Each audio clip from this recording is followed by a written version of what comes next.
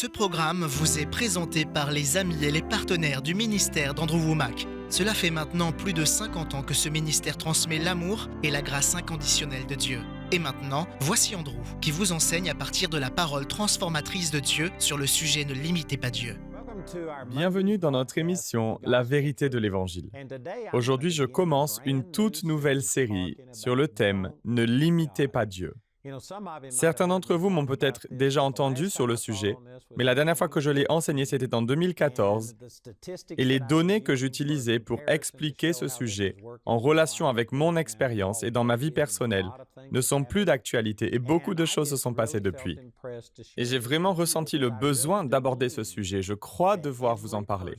Parce que chaque personne qui regarde ce programme, peu importe qui vous êtes, peu importe si vous êtes juste de passage et que vous avez l'intention de regarder autre chose, je peux vous garantir que chacun d'entre nous pose des limites à ce que Dieu peut faire dans sa vie. Je ne crois pas qu'il y ait un seul d'entre nous qui ait épuisé les ressources de Dieu à son égard. Je vais partager beaucoup de choses avec vous. Cette révélation m'est venue pour la première fois le 31 janvier 2002. Et depuis lors, Dieu m'en a parlé à de très nombreuses reprises. D'ailleurs, la semaine dernière, Dieu m'a montré à quel point je continuais à le limiter. Je dois progresser et je crois vraiment que nous servons un Dieu immensément grand. Il est capable de tout. Rien ne lui est impossible et il veut accomplir à travers chacun d'entre nous bien davantage que ce que nous ne lui avons jamais permis de faire.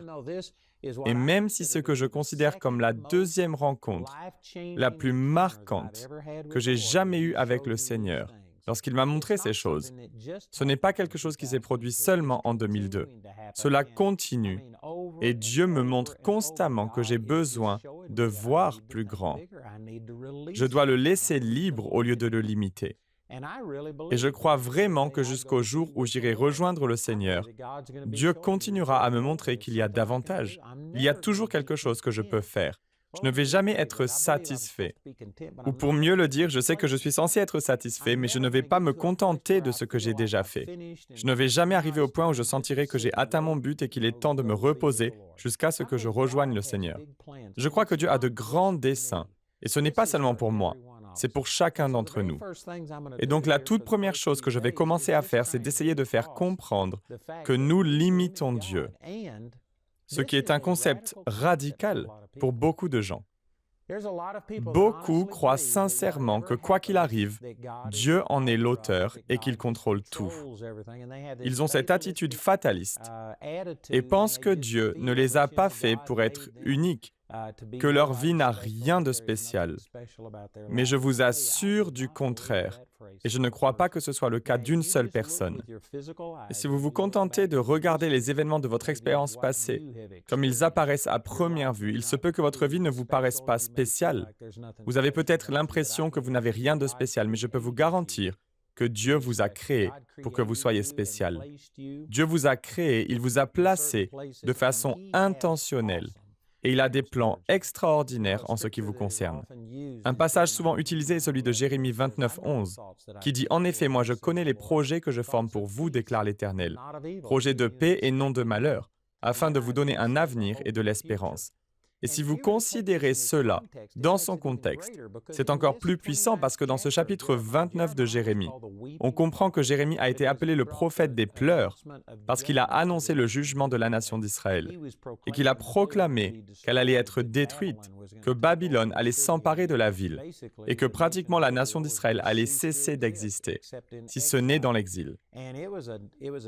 C'était donc une parole funeste et Jérémie pleurait en annonçant tous ces événements tragiques. Et si vous lisez le chapitre 29 de Jérémie, vous verrez que tout le chapitre porte sur la façon dont ce jugement allait se dérouler. Mais au milieu de l'annonce du jugement de Dieu par le prophète Jérémie, Dieu marque une pause et dit « Mais ce n'est pas ce que je voulais.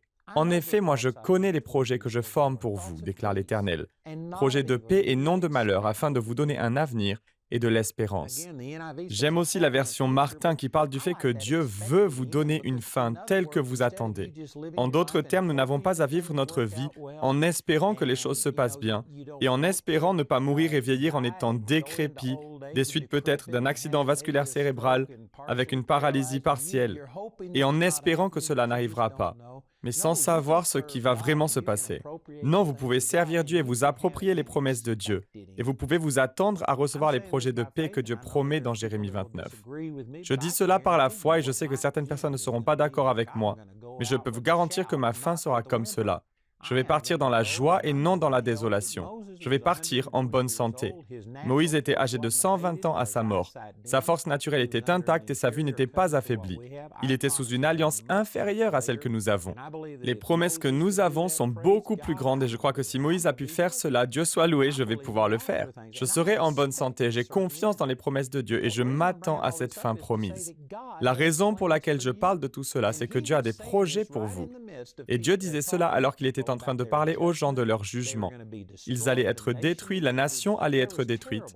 Des choses terribles, terribles allaient se produire. Par exemple, ce qui est arrivé au roi de Jérusalem, lorsque Nebuchadnezzar est venu et a conquis Jérusalem pour la dernière fois. Nebuchadnezzar a en fait conquis Jérusalem 4 fois. Et à chaque fois, il a mis en place un dirigeant, mais au lieu d'obéir, ils se sont rebellés. Et finalement, Nebuchadnezzar est venu saisir le dernier roi, ainsi que ses 2 fils, et il les a tués devant lui. Puis il lui a crevé les yeux avant de l'emmener à Babylone, où il a vécu le reste de ses jours. La dernière chose qu'il a vue, c'est la mise à mort de ses fils. C'est un jugement terrible. Et Jérémie avait prophétisé que ces choses arriveraient. Il avait prédit à ce roi, « Vous irez en captivité, mais vous ne verrez pas le pays. » Le sens en était un peu caché, mais on peut comprendre en sachant ce qu'il s'est passé. Ses yeux ont été crevés et il est allé en captivité dans un pays qu'il n'a jamais vu. Et pourtant, au milieu de tout cela, Dieu dit, « Mais ce n'est pas ce que j'avais prévu pour vous. Mes plans pour vous étaient des projets de paix. » Certains d'entre vous vivent en ce moment des choses terribles et se demandent comment leur vie a pu en arriver là. Ce n'est pas Dieu qui a prévu cela. Les plans de Dieu pour vous sont des projets de bonheur et non de malheur. Il a un plan pour votre vie, mais Dieu ne contrôle pas votre vie. Et c'est l'un des premiers points que je voudrais souligner. Quand je dis que vous devez éviter de limiter Dieu, beaucoup de gens ne pensent même pas que ce soit possible, parce qu'ils ont l'idée que Dieu est souverain. Et je reconnais que Dieu est souverain, si l'on parle de souveraineté au sens où le dictionnaire l'entend, c'est-à-dire au premier rang dans l'ordre ou dans la puissance. Dieu est absolument souverain dans ce sens. Personne n'est plus fort ou plus haut que lui. Personne ne dicte à Dieu ce qu'il doit faire. Mais la religion a donné au mot souverain une connotation qui implique que Dieu contrôlerait tout, ce qui n'est pas ce qu'enseigne la parole de Dieu. Mais il y a beaucoup de gens qui se demandent honnêtement si leur vie est un chaos. Pourquoi Dieu m'as-tu fait cela? Certains d'entre vous luttent contre la drogue ou l'alcoolisme. Peut-être que votre mariage est en train de s'effondrer. Vous avez peut-être des problèmes de santé, vous êtes au chômage. Ou vous savez, il peut y avoir toutes sortes de problèmes et les gens se demandent tout de suite, « Dieu, pourquoi as-tu fait cela ?» Mais Dieu ne contrôle pas ces choses. Et je sais pourtant que cet enseignement sur la souveraineté de Dieu est répandu partout dans le monde, cette idée d'une souveraineté extrême de Dieu. Cet enseignement est tellement ancré dans les esprits que de nombreuses personnes pensent que c'est une hérésie de dire le contraire. Des gens sont d'ailleurs déjà venus me dire « Vous êtes du diable ! Comment osez-vous dire cela? Dieu est l'auteur de tout, c'est Dieu qui fait que toutes ces choses arrivent. » Et lorsqu'ils viennent me voir et me disent « Vous êtes du diable !» je retourne leur propre doctrine contre eux et je dis « Hé, tout ce qui arrive, c'est Dieu qui le contrôle, n'est-ce pas? » Et ils disent « Oh oui !» Et je leur réponds alors que je ne pourrais pas enseigner cela si Dieu ne l'avait pas voulu. Et à chaque fois, ils me répondent que non, ce n'est pas vrai, tout est contrôlé par Dieu, sauf vous. Et ce n'est pas vrai. Dieu ne contrôle pas tout. Quoi qu'il en soit, je ne veux pas transformer tout cet enseignement en une discussion sur ce sujet, mais je dois aborder cette question avant de présenter mon point de vue sur la façon dont nous limitons Dieu. Parce que beaucoup de gens pensent que nous n'avons aucune sorte de contrôle et que nous sommes simplement comme un pion sur l'échiquier que l'on déplace. Beaucoup ont l'impression que nous sommes comme une bille de flipper. Vous tirez et vous la lancez, elle roule, elle rebondit. Tout dépend de ce qu'elle frappe et de comment elle rebondit. Et on traverserait la vie comme cela, sans but, sans direction, sans savoir ce que Dieu a prévu pour votre vie. Vous ne feriez que traverser la vie au hasard en répondant seulement à ce que la vie vous lance. Vous savez, je prêche sur ce sujet lors de mes réunions et je pose la question. Il s'agit de personnes qui cherchent le Seigneur, de personnes qui m'ont vu à la télévision et qui m'ont entendu à la radio. Ils viennent à une de mes réunions, ils font un effort. Ce ne sont pas des gens passifs, vous savez, ce sont des gens qui non seulement se disent chrétiens, mais qui cherchent aussi le Seigneur. Ils viennent à mes réunions et je leur parle de ce sujet. Puis je leur demande combien d'entre eux ne savent pas avec certitude ce que Dieu les a appelés à faire. Vous traversez la vie et peut-être que vos parents avaient une entreprise et qu'ils vous ont demandé de la reprendre. C'est simplement ce que l'on attendait de vous. Ou alors quelque chose est arrivé et vous y voyez le destin. Mais vous n'avez pas la conviction au fond de vous-même que ce que vous faites est dirigé par Dieu. Ensuite, je dis, si c'est votre cas, je vous prie de vous lever. Et je le répète, ce sont des gens qui ne sont pas des chrétiens passifs. Il s'agit de personnes très motivées et qui sont à la recherche du Seigneur. Et il n'est pas rare que 80% ou plus de ces chrétiens se lèvent et disent « Je ne sais pas avec certitude quel est le dessein de Dieu pour ma vie ». Et ils se contentent de subir leur vie. Et je vous dis franchement, ce n'est pas une façon de vivre votre vie. Si vous n'avez pas de destination, comment pouvez-vous savoir si vous allez y arriver? Si par exemple vous aviez pour objectif d'aller quelque part, si vous vouliez aller du Colorado à New York, vous savez quoi? Il vous faudrait regarder une carte. Vous devriez prendre des décisions. Vous devriez prendre une certaine direction. Il faut vérifier en cours de route si vous allez dans la bonne direction, mais si vous n'avez pas d'objectif, si vous n'avez pas de destination en tête, alors vous pouvez prendre n'importe quelle route. Peu importe que vous alliez au nord, au sud, à l'est, à l'ouest, si vous n'avez pas de destination, vous pouvez aller dans n'importe quelle direction. Et que sera, sera. Ce qui arrivera, arrivera. Et c'est ainsi que la grande majorité des chrétiens vivent leur vie. Mais je vous assure que ce n'est pas la volonté de Dieu pour votre vie. Dieu vous a créé avec une destinée. Dieu a un plan pour votre vie et Dieu veut que vous alliez dans une direction. Et la raison pour laquelle je dis tout cela, c'est pour dire que c'est à vous de décider si la volonté de Dieu s'accomplira ou non dans votre vie. Elle ne s'accomplit pas automatiquement. Vous pouvez entraver le plan de Dieu pour votre vie. Vous pouvez faire les choses à votre façon. Vous et Frank Sinatra et sa chanson « Je l'ai fait à ma façon, I did it my way ». Cela vous conduira à la destruction à chaque fois. Les Écritures nous disent il y a un chemin qui semble droit à un homme, mais sa fin sont les chemins de la mort. Remarquez qu'il est dit sa fin au singulier et les chemins au pluriel de la mort. En d'autres termes, il n'y a qu'un seul résultat. Il n'y a qu'une seule fin lorsque vous choisissez vous-même votre chemin, et c'est la mort. Mais il y a de nombreux chemins. Il se peut que vous arriviez à vos fins par un autre chemin que le mien, mais vous savez quoi, si vous voulez suivre votre propre voie, cela finira par vous détruire. Dieu vous a créé dans un but précis, il a un plan pour votre vie, mais cela ne vous tombe pas dessus automatiquement, vous devez coopérer avec Dieu. Si vous poursuivez la volonté de Dieu, elle se réalisera dans votre vie. Si vous ne la poursuivez pas, je peux vous garantir que vous n'atteindrez pas votre plein potentiel. C'est comme la gravité. La gravité tire constamment tout vers le bas. Elle est constante. Elle ne varie pas. Elle est universelle et si vous devez vous envoler dans quelque chose, cela demandera un effort. Il va falloir appliquer une certaine force. Il va falloir respecter la loi de la poussée et de la portance. Mais la gravité ne cesse pas d'agir et si jamais vous éteignez le moteur, je vous garantis que vous allez commencer à descendre à cause de la gravité. Aujourd'hui, le monde nous tire tous vers la médiocrité. Et malheureusement, le monde ne se contente pas de l'accepter, il l'encourage. Ils ne veulent pas que vous formiez des espoirs. Ils ne veulent pas que vous croyiez. Certains, j'en suis sûr, se sentent mal à l'aise à cause de ce que je dis. Parce que toute votre vie, vous avez essayé de faire en sorte que tout se passe en douceur. Vous êtes comme l'eau, vous prenez le chemin de la moindre résistance. Vous choisissez le chemin le plus bas. C'est ainsi que l'eau coule, mais je peux vous garantir que vous n'accomplirez pas la volonté de Dieu si vous avez cette attitude. Vous devez poursuivre les choses de Dieu. Et vous pouvez limiter Dieu.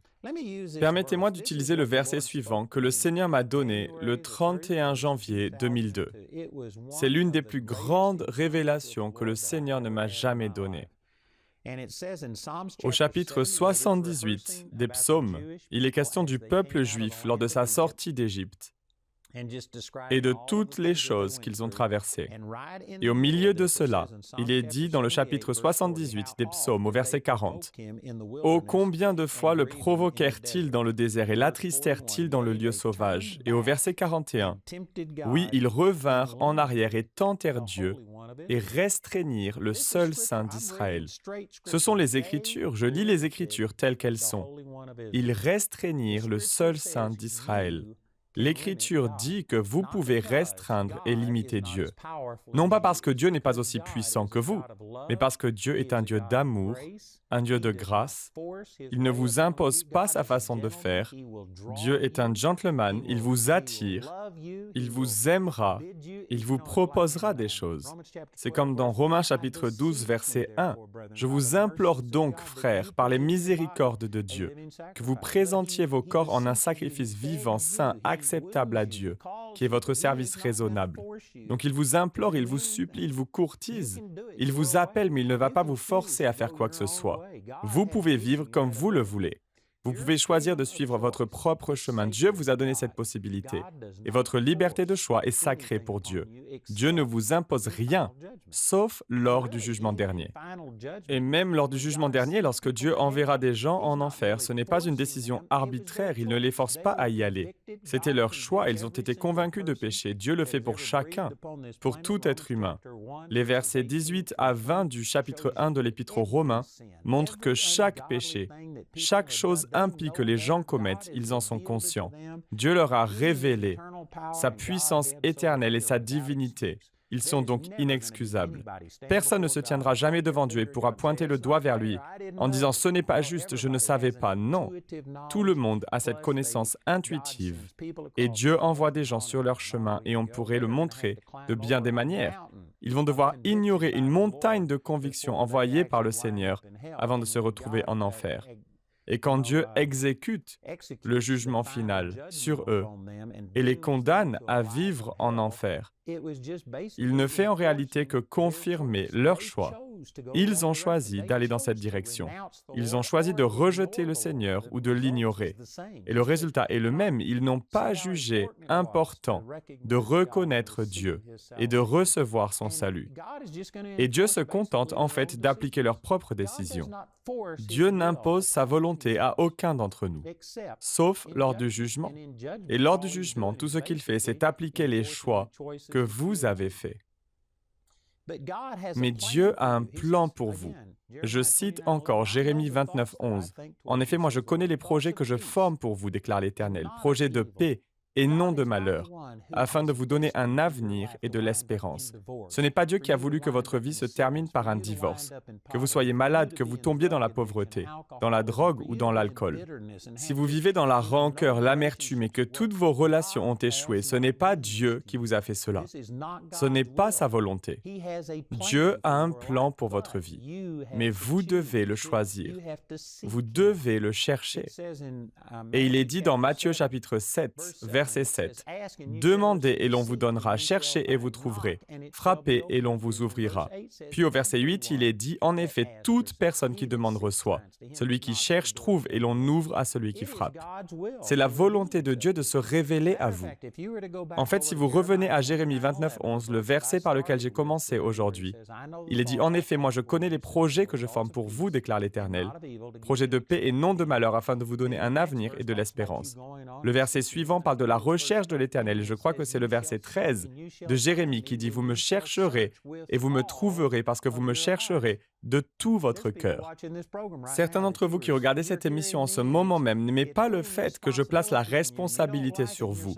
Et vous dites « Non, j'ai demandé au Seigneur et j'ai demandé à Dieu de me guider. Et ma vie n'a pas marché. » Et donc vous en restez là et vous dites que ça ne marche pas. Dieu ne s'est pas révélé à moi. Mais Dieu continue en disant « Vous me chercherez. » Et vous me trouverez parce que vous me chercherez de tout votre cœur. Si Dieu ne vous a pas révélé son plan pour votre vie, c'est parce que vous n'avez pas cherché de tout votre cœur. Il y a des gens qui s'arrêtent et regardent leur montre et disent « Dieu, je te donne 5 minutes avant mon émission préférée, et si tu peux changer ma vie et tout me révéler en 5 minutes, eh bien voici 5 minutes, c'est à toi. » Mais le reste du temps, vous vous contentez de faire votre propre volonté, de faire ce qui est contraire à ce que vous savez que Dieu vous a demandé de faire dans la parole. Ça ne fonctionne pas ainsi. Vous devez chercher de tout votre cœur, et alors vous le trouverez. Tant que vous pouvez vivre sans connaître la volonté de Dieu pour votre vie, c'est ce que vous ferez. Ce qu'il faut, c'est que vous arriviez au point de vous dire « je ne vais plus vivre comme cela ». Il ne s'agit pas d'une répétition générale, ce n'est pas comme si j'étais en train de me préparer pour une éventuelle percée dans le futur. Chaque jour où le soleil se lève et se couche est un jour qui compte, et je refuse de gâcher ce temps précieux. Ou bien je me rapproche de ce que Dieu m'a demandé de faire, ou bien je m'en éloigne, je dois faire en sorte que ce jour compte. Et vous devez chercher Dieu de tout votre cœur. Ne pas perdre votre temps et ne pas vous contenter de continuer à avancer dans la vie à l'aveuglette, sans savoir où vous allez. Et malheureusement, c'est le cas de la plupart des gens. Ils ne réalisent même pas qu'il est possible de connaître la volonté de Dieu pour leur vie. Pourtant, c'est un commandement. J'ai déjà mentionné ce verset, mais c'est dans Romains, chapitre 12, versets 1 et 2. C'est là que Dieu m'a parlé pour la toute première fois. Quand j'étais adolescent, j'étais au lycée, je cherchais la volonté de Dieu. Je voulais savoir ce que Dieu avait pour moi et Dieu me l'a révélé dans Romains, chapitre 12, versets 1 et 2. Je vous implore donc, frères, par les miséricordes de Dieu, que vous présentiez vos corps en un sacrifice vivant, saint, acceptable à Dieu, qui est votre service raisonnable. Et le verset 2 de Romains 12 dit « Et ne soyez pas conformes à ce monde, mais soyez transformés par le renouvellement de votre intelligence, afin que vous puissiez démontrer ». Ici, le mot « démontrer » signifie rendre manifeste au sens physique. Lorsque j'ai vu cette phrase « que vous puissiez démontrer quelle est cette bonne et acceptable et parfaite volonté de Dieu », je me suis dit, c'est ça, c'est mon fondement scriptural pour découvrir quelle est la volonté de Dieu. Je la recherchais de tout mon cœur. Et quoi qu'il en soit, j'ai tout un enseignement à ce sujet. Ce n'est pas ce que je propose aujourd'hui, mais si vous voulez savoir comment trouver, poursuivre et accomplir la volonté de Dieu, j'ai un livre et une série d'enseignements à ce sujet. Vous pouvez appeler le numéro que vous voyez sur votre écran et ceux qui répondent au téléphone pourront vous orienter vers cet enseignement. Mais ce que j'enseigne aujourd'hui, c'est que Dieu a un plan parfait pour votre vie et comment vous devez enlever les limites que vous imposez à Dieu. Vous devez cesser de penser petit et de limiter Dieu, de lui imposer vos inaptitudes et vos échecs. Et vous devez reconnaître qu'il est illimité et qu'il peut agir à travers vous et que vous devez penser grand. Je peux vous dire que cela a révolutionné ma vie. Si vous n'avez pas entendu mon enseignement sur ce sujet, je vous encourage à l'écouter, parce que j'ai littéralement eu des milliers de personnes qui, après avoir entendu mon témoignage sur la façon dont cela m'a changé, l'ont appliqué à eux-mêmes. Et l'Écriture dit dans Romains chapitre 2, verset 11, qu'il n'y a aucune distinction de personne avec Dieu. Ce que Dieu a fait dans ma vie, il le fera pour vous. Cela peut révolutionner votre vie. Je considère que c'est l'une des choses les plus importantes que Dieu m'ait jamais montrées. Cela a littéralement tout transformé. Et il en sera de même pour vous. J'ai donc beaucoup de matériel sur ce sujet. J'ai des CD et des DVD intitulés « Ne limitez pas Dieu ». Et ils ont été mis à jour parce que la dernière fois que j'ai enseigné sur ce sujet, c'était en 2014. Et maintenant, quelques années plus tard, les choses ont tellement changé que j'ai voulu faire une réédition. J'ai un livre sur le même sujet, aussi intitulé « Ne limitez pas Dieu ».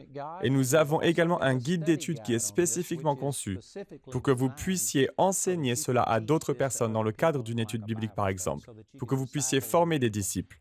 Et je vous promets que si vous comprenez ce dont je parle et que vous recevez le contenu de cette série, cela transformera votre vie et vous voudrez le partager avec quelqu'un d'autre. Notre annonceur va donc vous donner toutes les informations nécessaires pour obtenir ces ressources et je vous invite donc à l'écouter, à appeler ou à écrire aujourd'hui pour demander ce matériel et à vous joindre à moi demain et tout au long de cette série où j'enseignerai sur ce thème « Ne limitez pas Dieu ».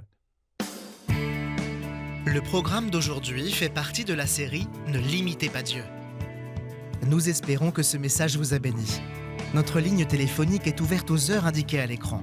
Appelez-nous si vous avez des questions sur ce programme, si vous avez besoin de prière ou si vous désirez commander l'un de nos enseignements. Vous pouvez nous contacter au numéro qui s'affiche à l'écran. Ce programme a été rendu possible grâce au soutien financier de nos partenaires. Si vous souhaitez devenir partenaire, vous pouvez le faire en appelant ces numéros. Nous vous proposons un livre sur le même sujet que l'émission d'aujourd'hui, intitulé « Ne limitez pas Dieu », que vous pouvez vous procurer pour 14 €. Vous pouvez aussi opter pour les fichiers audio MP3 et vidéo MP4 sur clé USB. Les 20 émissions de cette série sont disponibles en DVD pour 22 €. Vous pouvez également vous les procurer en CD pour la somme de 15 €. Si vous commandez les 2 albums, CD et DVD de manière simultanée, le prix de l'ensemble baisse à 30 €. Pour tous nos téléspectateurs qui se trouvent en dehors de l'Europe, tous les produits que nous vous présentons sont disponibles grâce à nos bureaux dans votre région. Vous pouvez les contacter grâce aux détails qui s'affichent sur votre écran afin de connaître le prix dans leur monnaie locale. Andrew a à cœur que chacun puisse écouter ou regarder ce programme à sa convenance et puisse le partager avec d'autres. Si vous ne pouvez pas vous permettre d'acheter cette série, nous vous enverrons un lien afin de télécharger gratuitement l'enseignement de cette semaine en version audio MP3. Pour cela, il suffit de nous appeler. Notez que vous ne pouvez profiter de cette offre qu'en appelant notre ligne téléphonique. Vous pouvez nous appeler dès maintenant au numéro qui s'affiche sur votre écran. Nous nous ferons un plaisir de répondre à vos questions, de prier avec vous ou de vous aider à commander l'un de nos enseignements. Notre ligne sera ouverte pendant les heures indiquées à l'écran. Toutes les ressources d'Andrew en français se trouvent dans les boutiques en ligne des sites internet de nos bureaux affichés à l'écran. Nous espérons avoir de vos nouvelles aujourd'hui. Dites au nom de Jésus, je ne me fie pas à ce que je vois, je me fie à ce que dit la parole de Dieu. Il y a plus que ce domaine physique, il y a également un monde spirituel. Peu importe à quoi ressemble la situation, je sais ce que dit la parole de Dieu. On me disait que ma vie serait faite de douleur et d'isolement, et que je ne devrais même pas espérer la liberté. On me disait que je serais toujours en fauteuil roulant. On me donnait 3 mois à vivre avant une défaillance cardiaque totale. On me disait que je ne serais jamais guérie de la fibromyalgie. J'ai fait des allers-retours aux urgences et j'ai dépensé plus de 300 000 $ pour trouver un remède. Tout cela en vain. J'étais sur le point d'abandonner quand j'ai découvert Andrew Wommack à la télévision. Et Andrew m'a montré pour la première fois que par les meurtrissures de Jésus, j'étais déjà guérie. En quelques semaines, j'ai reçu ma guérison après avoir écouté tous les enseignements qui sont disponibles en ligne. Et aujourd'hui, 10 ans plus tard, je marche toujours dans ma guérison. Et je ne suis pas la seule dans ce cas. J'ai été guérie de la fibromyalgie et des maladies environnementales. J'ai été guérie de la maladie de Lyme. J'ai été guérie d'un lupus et d'une insuffisance cardiaque. C'est grâce à des personnes comme vous qui êtes devenus partenaires du ministère d'Andrew Wommack que nous avons chacun pu retrouver nos vies. Les mots ne sauraient exprimer notre reconnaissance pour votre générosité, mais il y a encore des millions de personnes qui recherchent cette vérité qui libère. Pourriez-vous nous aider à leur transmettre ce message? Vous pouvez atteindre des gens comme moi, qui sont enfermés chez eux et qui ne sont pas conscients de la plénitude de ce que dit l'Évangile, à savoir que nous pouvons être libérés de tout ce que l'ennemi essaie de mettre sur nos vies. Je ne serai plus de ce monde sans ce ministère. Et je vous encourage vraiment à devenir un partenaire aujourd'hui. Pourquoi ne pas devenir partenaire du ministère d'Andrew Wommack? Faites-le dès aujourd'hui. Bonjour, je suis Andrew Wommack et je voudrais vous informer que nous avons maintenant une école biblique Charis à Nice, en France. Elle fonctionne sous le système hybride, c'est-à-dire que les étudiants se réunissent quelques samedis dans l'année. Mais nous avons dorénavant aussi des cours par correspondance. Pour certains d'entre vous, le fait de vous déplacer ne serait-ce qu'un samedi par mois est impossible. Si c'est votre cas, nous avons une solution et il vous est toujours possible de suivre les cours grâce à l'école biblique Charis en ligne. Et je vous encourage à vous renseigner et à envisager de faire le pas de devenir étudiant de notre école biblique Charis. Retrouvez-nous la prochaine fois pour plus de la parole de Dieu dans la vérité de l'Évangile.